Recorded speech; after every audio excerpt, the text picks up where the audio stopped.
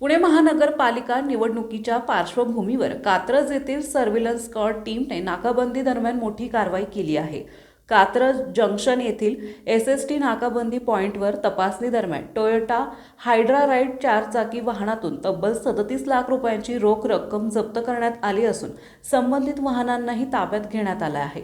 शुक्रवारी सकाळी एसएसटी पथक प्रमुख अधिकारी आरोग्य निरीक्षक योगेश सुरेश माने यांच्या नेतृत्वाखाली ही कारवाई करण्यात आली. तपासणी दरम्यान MH12 VZ40 14 क्रमांकाची पांढऱ्या रंगाची टोयोटा हायड्रा राईड कार थांबवण्यात आली. वाहनात मालक तुषार विजय मिरजकर वय 39 राहणार सासवड पुणे असल्याचं निष्पन्न झालंय.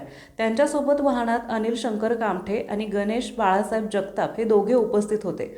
वाहनाच्या मागील डिक्कीत तपासणी केली असता लाल रंगाच्या पिशव्यांमध्ये विविध चलनी नोटांचे बंडल आढळून आले. चौकशी दरम्यान चालकांनी ही रक्कम सासवड तालुक्यातील तक्रारवाडी येथील गट क्रमांक 135 ही जमीन खरेदी करण्यासाठी रोख स्वरूपात देण्यासाठी नेत असल्याचं सांगितलं. मात्र निवडणूक आचारसंहितेच्या पार्श्वभूमीवर रकमेची शहानिशा आवश्यक असल्याने पंचनामा करून रक्कम जप्त करण्यात आली. ही संपूर्ण कारवाई पंचांच्या आणि पोलिसांच्या उपस्थित करण्यात आली असून रोकड सीलबंद करून ताब्यात घेण्यात आली आहे.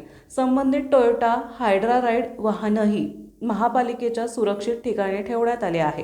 प्रकरणाची माहिती नोडल अधिकारी श्रीपाद नाईक यांच्यामार्फत आयकर विभागाला देण्यात आली असून आयकर विभागाचे अधिकारी पुढील तपासासाठी घटनास्थळी दाखल झाले आहेत.